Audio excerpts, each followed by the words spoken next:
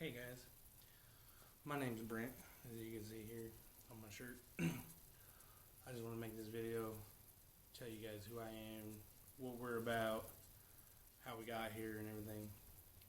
So, my full name is Brenton Dodds, and back in 2013 I went to Wyotech for schooling on how to be an automotive mechanic, which I have right here. You can see my diploma.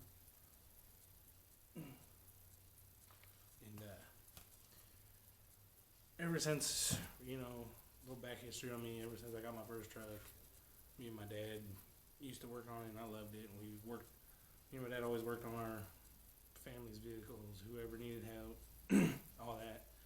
So I wanted to get into it more, so I went to Wyotech. Did the 9-month program in 2013, graduated in the summer.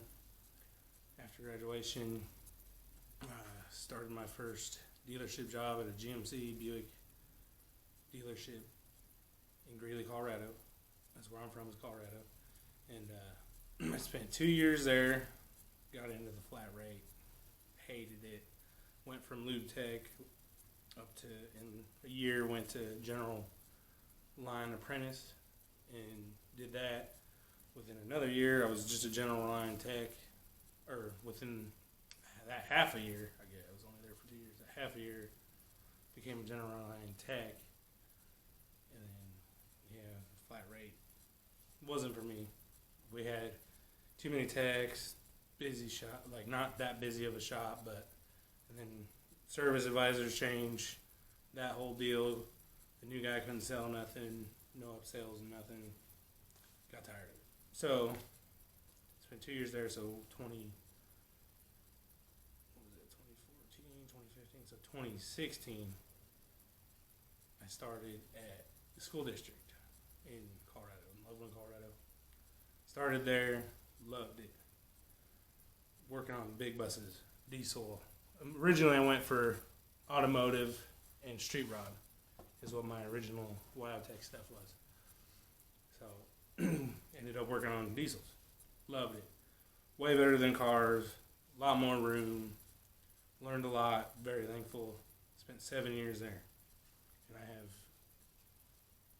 very thankful for that because I was a certified annual inspector in Colorado. Just expired on that I have two of those from when I first started. And then I went to so many trainings. That's what I'm so thankful for, like international training, international bus training, Colorado, and Bastro preheaters, because we were in Colorado. Did that. Got ASE workshop taking. I was going to get my ASEs. Bluebird service training. I have it. Love it. Love that I got all that training. Wheelchair lift training. I have all these certifications. And then I even have some GMC lighting. Little stuff from GM technical training. And I have a bunch of GM technical training from when I worked at a dealership. Here's another one for the transmissions. I'm going on my 11th or 12th year. My 12th year of experience just in the industry, from dealerships to this big stuff now. And I even have Cummins Insight training. I've been there like 3 times to that training. I am Allison Transmission certified. Again, thank you for that, Colorado. And then air disc brakes, I'm certified. Have it right there.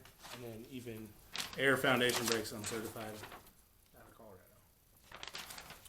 Well, with that, so I spent 7 years, again, there, the school district. I started as a lube tech. Everywhere you get out of school, you're like, oh, I'm just going to start as a lube tech. Especially something new like that, coming to diesels, working on school buses, the bigger equipment. Started on a lube rack. Did that. They had a lift. It was nice. Did that for about a year and a half because once you get into fleet, it's hourly or salary, however you want to take it. I was going into, he was a lube tech there at the school. They started something new. Yeah, that's what you're going to do. So I spent about a year and a half doing that. And then after that, somebody left. Somebody found a new job or something that was a little bit better, so they left. So then I became a Tech 1. I was a Tech 1 for maybe 2 years, and then somebody else left. So then I became a Tech 2, which was basically what I was doing. Because I was the lead in the morning. We'd have 3 shifts. Morning crew, come in at 5, work until 2. Then you have, like mid-shift was a 7 to 4. 2 other guys would come in at 7 to 4, and then you have the night shift, which is what I was on when I was a lube tech, and that's 9 to 6. So I do that. So I was basically in charge in the morning of the crew, 5 to 2, being the Tech 2. That was the highest range there, besides service manager or lead tech, which was basically ordering parts and everything, doing all that. And then, so I did that. Then I was a Tech 2 the rest of the time I was there. So total of 7 years there. Decided Colorado was changing, didn't like the changes and everything, so we decided to move. Me and Nora decided to move out.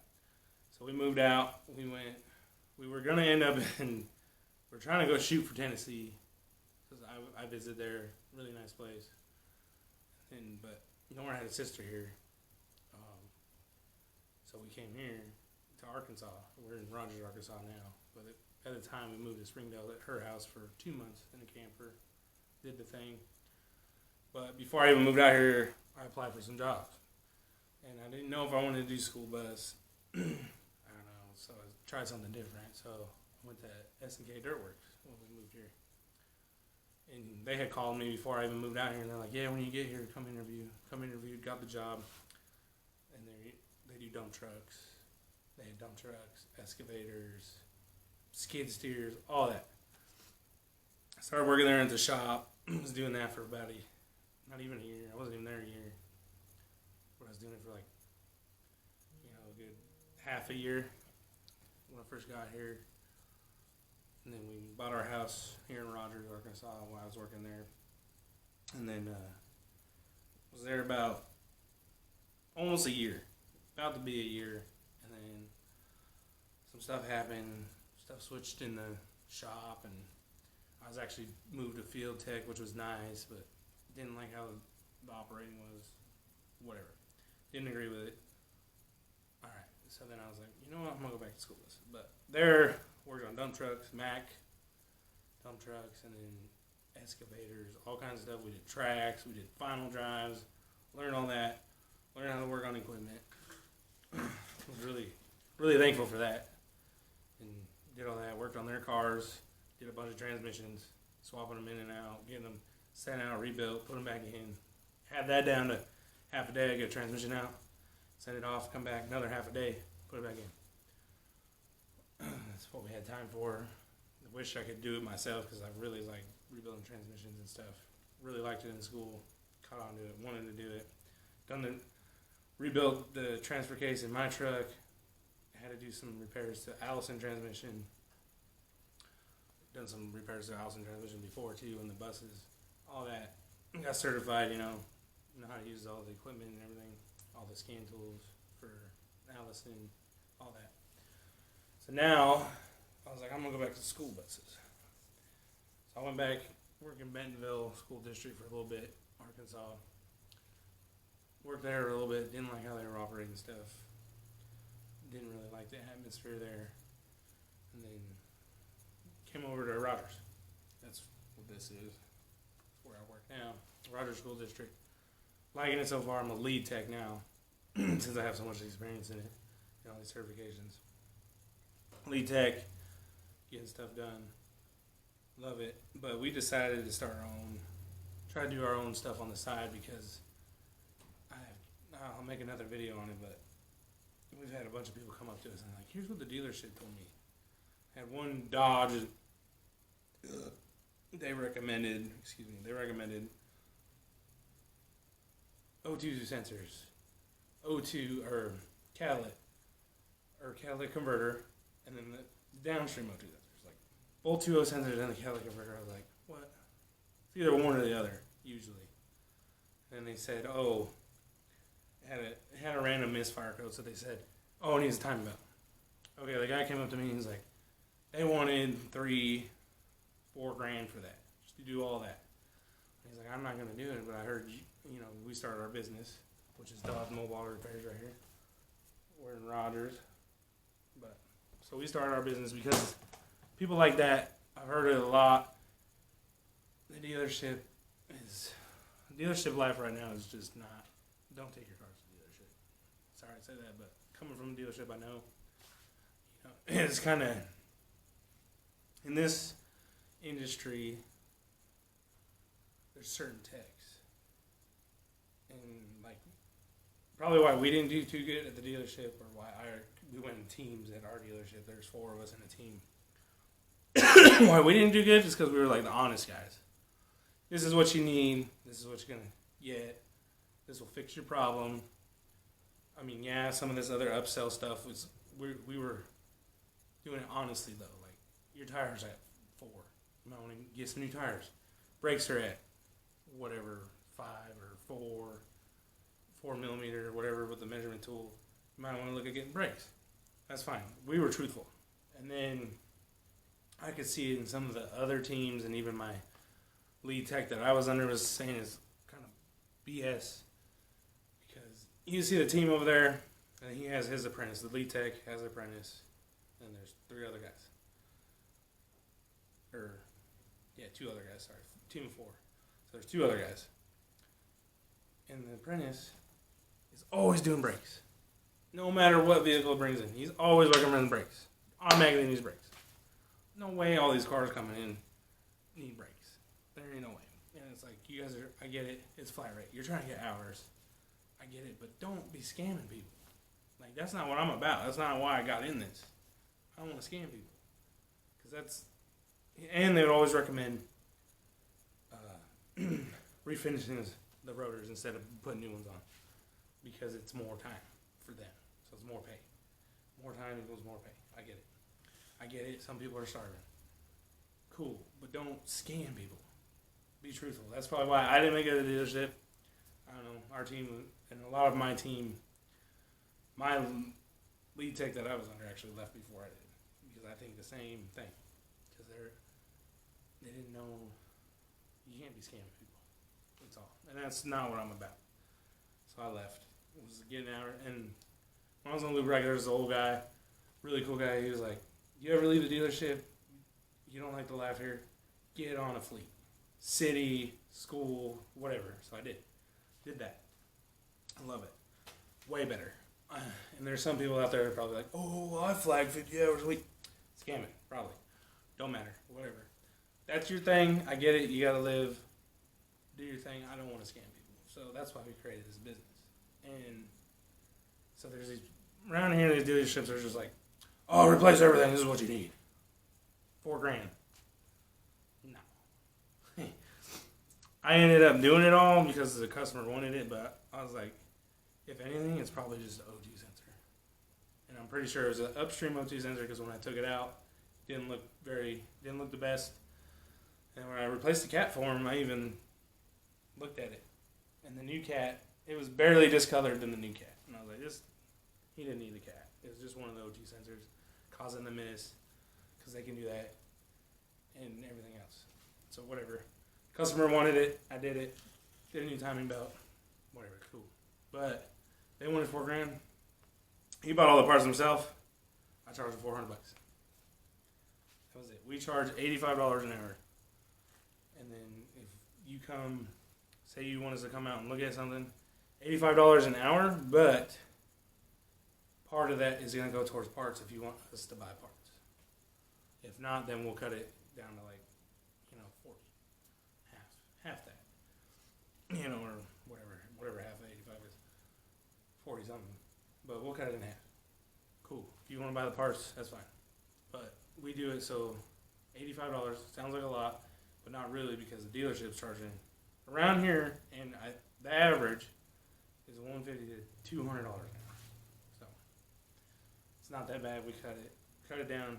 We want to help people out. My goal is, I know there's other people out here doing this too, other mobile mechanics. We're mobile, by the way, and they do it too. And my goal is, if we can get this going and get it going good and get help from people, I want to give like the people, the needy people, free repairs. And I know there's others out there who do it. I want to do the same thing. You know, I want to help because it's jacked right now, and people don't have money. You know, and that's what I want to help them out with. And I'll make another video on this other guy. Did a van for him. He took it to a Honda dealership. It was a Honda Odyssey. It had a crankshaft code, crankshaft sensor code. Okay, cool. But there was this other thing, something about the motor mount they had on there. It has a bunch of aftermarket parts. I'll make a whole separate video, but a whole bunch of aftermarket parts, $3,100. Don't even recommend repairing the vehicle because it has 230 some thousand miles on it. All these aftermarket parts, don't recommend fixing the vehicle at this time. I was like, what? Okay, that sounds weird. And I got looking into it. It's like, so you have the car, the motor starts shaking at 3,000 RPM. You get a 3,000, starts shaking real bad. So there's your motor mount code. Okay. And then there's another front cat. Okay, so your crankshaft sensor isn't reading correctly, so the vehicle's either running really lean or rich, trying to compensate for that. So there's your cat code. Whatever. Bought him, I think it was like $40 or $60 sensor. Put it in for him. Didn't even have to take the cover off. I know it says take the cover off. I was able to squeeze in there, pull the sensor out, put the new sensor in. The labor that I looked up on one of the labor things I looked up, it was like 4 hours because you're supposed to pull the whole timing cover. Didn't do that. Took about, I just charged him half that, 2.5 hours or something like that, and or 2 hours. So he was like, well, you know, I don't want it to be like 3,000. He was all freaked out because the dealership said it was going to be like 3,000. I said $240 with parts. That's all you owe me. Done. Worked with a guy. He's actually a bus driver. Came up to me the other day. My hot rod's running great. Thank you so much. Still, that was like 3-4 weeks ago now, almost a month. And he's loving it. And I was like, yeah. And he's like, no check engine lights, no nothing. I was like, So there was no cat. Didn't need a cat. Didn't need motor mount or whatever this guy recommended. I'll have to find the paperwork and I'll make a separate video. Anyways, moving on. Those are the people I want to help because dealerships scaring them, and it's like, stay away from the dealerships, people. Find you a good mom and pop shop. Even some of them are on flat rate, but they're still more honest than dealership. Some of them. There's good and bad ones out there. I'm just trying to be a good one. I like to do honest repair, helping people out, and so that's what we're about. That's what I just want to make this about. So, thank you. If you're about this and you like this video, give it a like, subscribe, because we're trying to get this thing going.